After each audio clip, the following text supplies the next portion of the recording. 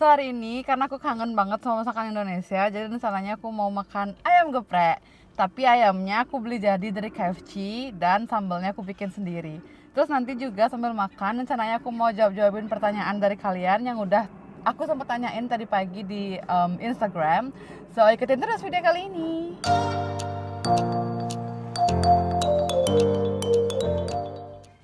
So aku udah buat nasi. Tada!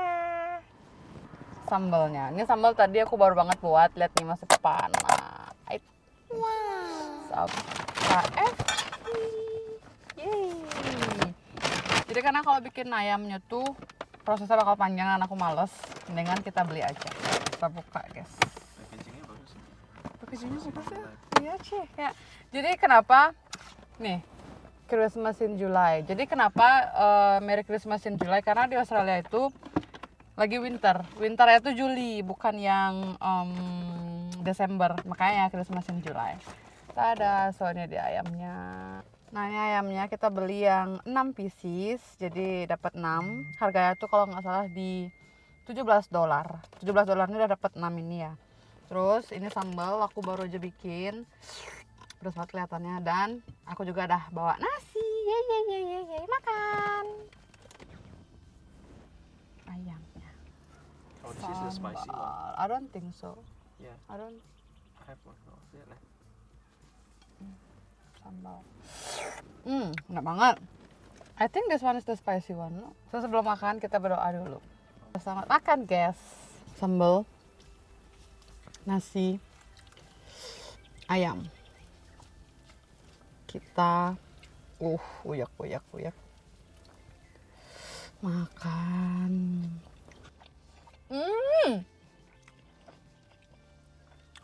Mengobati rasa kangen makanan Indonesia. Makan. Jadi ini kita recordingnya di taman. Maafkan kalau banyak ada mobil lalu lalang dan ada orang lalu lalang. Aku kira tadi bakalan pedas banget gitu loh. Ternyata enggak. Balance, manisnya dapat, gurihnya, asinnya, pedasnya.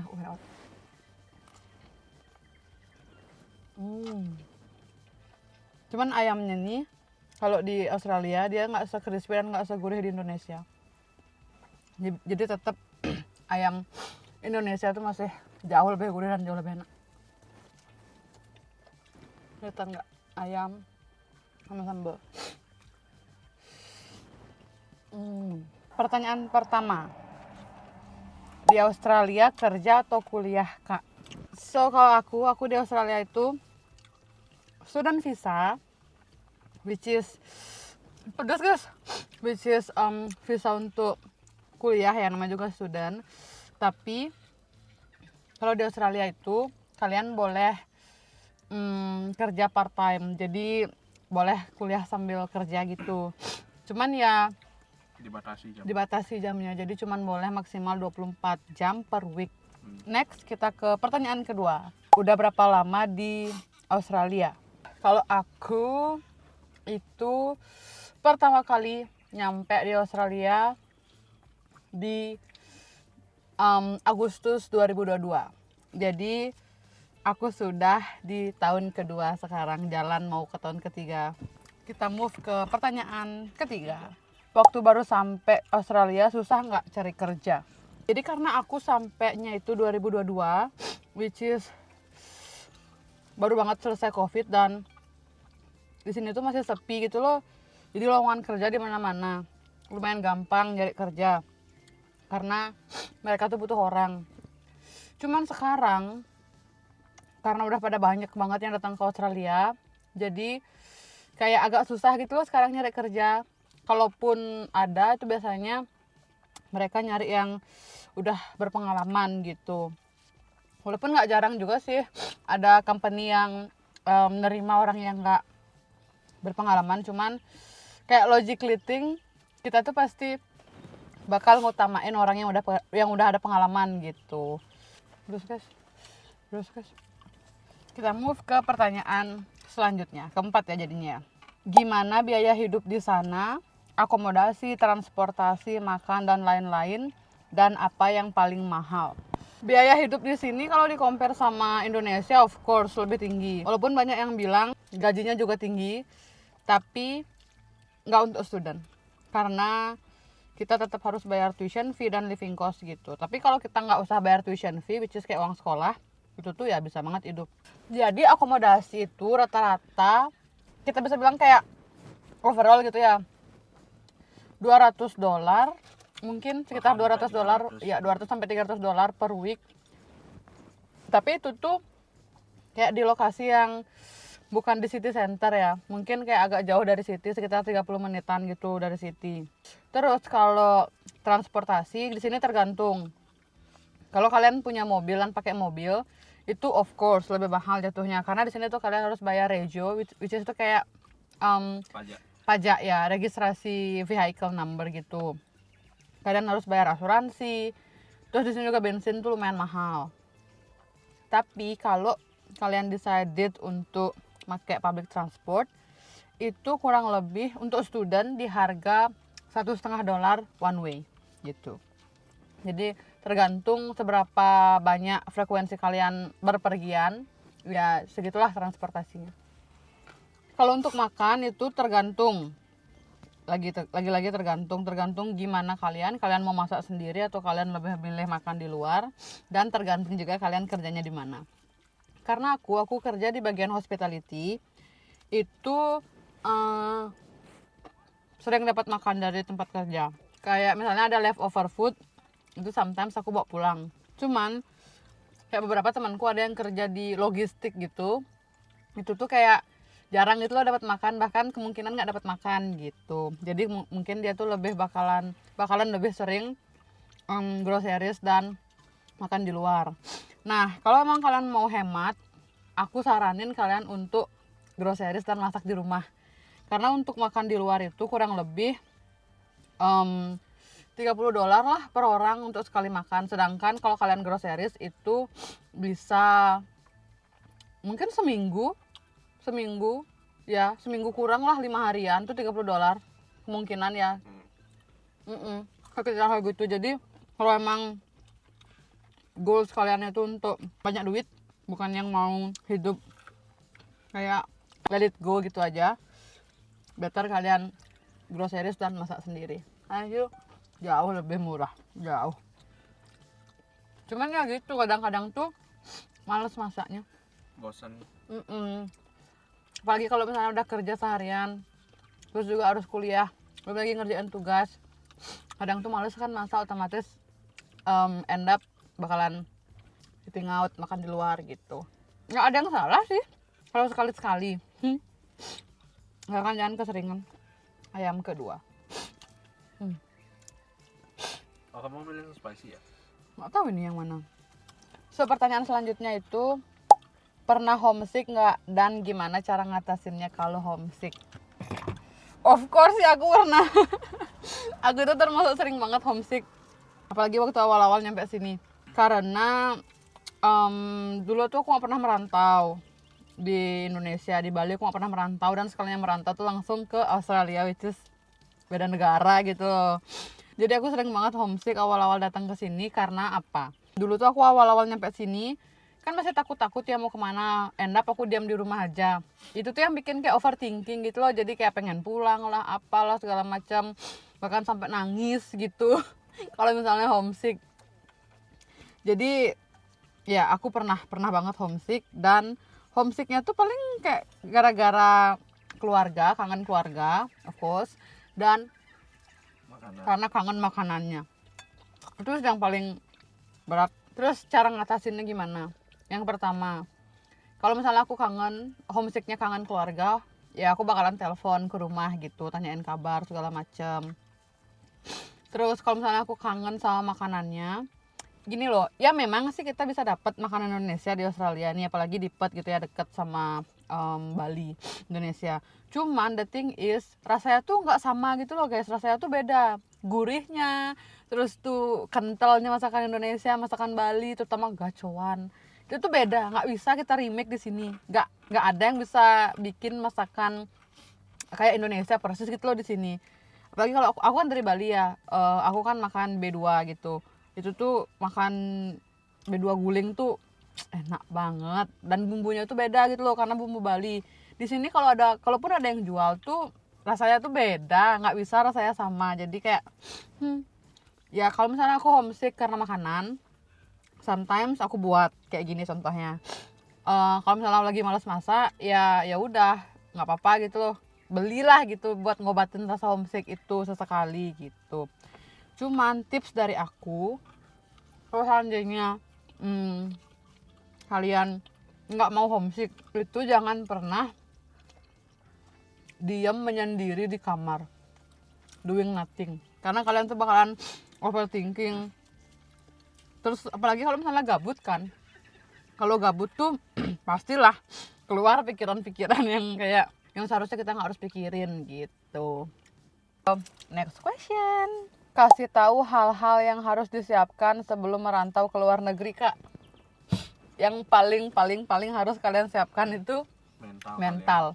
Itu yang paling harus kalian siapkan sebelum kalian merantau ke luar negeri, karena mental di negeri sendiri dan di negeri orang itu benar-benar diuji gitu loh. Jadi make sure sebelum kalian keluar negeri, kalian udah punya tekad yang kuat, mental pokoknya udah mateng, rencana mateng, bukan yang cuman sekedar mau berangkat gitu. Yang kedua, duit apalagi. Karena just in case gitu, kalian baru nyampe sini, kemungkinan nggak langsung dapat kerja kan, jadi ada nganggur. Terus juga kalian mungkin butuh waktu seminggu 2 minggu udah paling cepat untuk kalian bisa nemuin pekerjaan di sini gitu. Apalagi kalau kalian nggak punya relasi tuh lumayan susah nyari kerja. Tapi kalian tetap harus hidup di sini, harus bayar akomodasi, harus bayar transportasi, harus bayar makan, sedangkan nggak ada pemasukan. Jadi alangkah baiknya bawa spare money gitu juga loh untuk hidup. Apa lagi ya, selain mental sama duit, doa restu dari keluarga dan Tuhan. tuh yang bijak tuh guys, katanya doa restu dari keluarga dan Tuhan. Tapi itu penting loh, penting banget. Karena pengalamanku nih, dulu tuh ibuku nggak pernah ikhlas kalau aku tuh keluar negeri, karena ya namanya juga anak perempuan pertama gitu ya. Dia tuh nggak pernah ikhlas kalau aku keluar negeri gitu. Sampai pada akhirnya banyak banget rintangan yang aku harus lewatin karena dia tuh nggak ikhlas. Entah gini lah gitulah, ada banyak masalah lah dari keberangkatanku nih yang pas aku ngurus-ngurus gitu. Tapi once my mom said ya mama ikhlas, boom, lancar semuanya. Aku nyampe lancar, flight lancar, semuanya lancar. Sampai sini cuman nganggur seminggu langsung dapat kerja. Lancar guys aku waktu itu, semenjak ibuku bilang bahwa dia tuh udah ikhlas aku berangkat. Sepenting itu restu orang tua.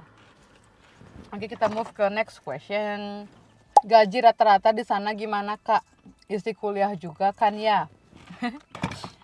So, kayak yang udah aku bilang tadi, student di sini, aku kan student, jadi aku bakal jelasin dari kacamata student ya. Kayak yang udah aku bilang tadi, student itu di sini cuma boleh kerja maksimal 24 jam per minggu. Dan untuk gajinya itu Australia punya minimum wage, which is 24 dolar per jam. Tapi lumayan jarang orang yang ngasih 24 dolar. Mereka tuh kadang udah ada yang 28, 30 gitu. Jadi kalian bisa kaliin sendiri rate-nya. Kita mungkin pukul rata di angka 26 dolar kali 24 jam. Kurang lebih itu penghasilan kalian seminggu, tapi itu belum dipotong pajak ya. Kalau pesanku sih jangan pernah kemakan omongan orang-orang yang ngejual kerja di Australia gitu. Jangan pernah. Especially yang di sosmed. Karena nggak semuanya bener. Karena kemungkinan mereka cuma mau nyari review lah kayak gitu. Hati-hati aja. Maksudnya bijaklah dalam menggunakan media sosial. Aku nggak bilang semuanya. And I'm not pointing to someone, tapi hati-hati gitu aja pokoknya pesanku. Oke? Next question. Mungkin ini jadi pertanyaan terakhir kali ya. Katanya di Australia mahal ya, Kak.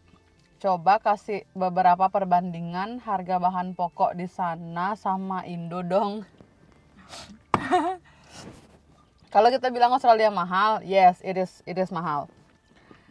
Mahal. Kalau menurut aku ya, apalagi di sini juga aku student. Jadi kayak semua gajiku tuh nggak bisa aku pakai hidup. Jadi aku harus sisihkan untuk bayar uang sekolah gitu.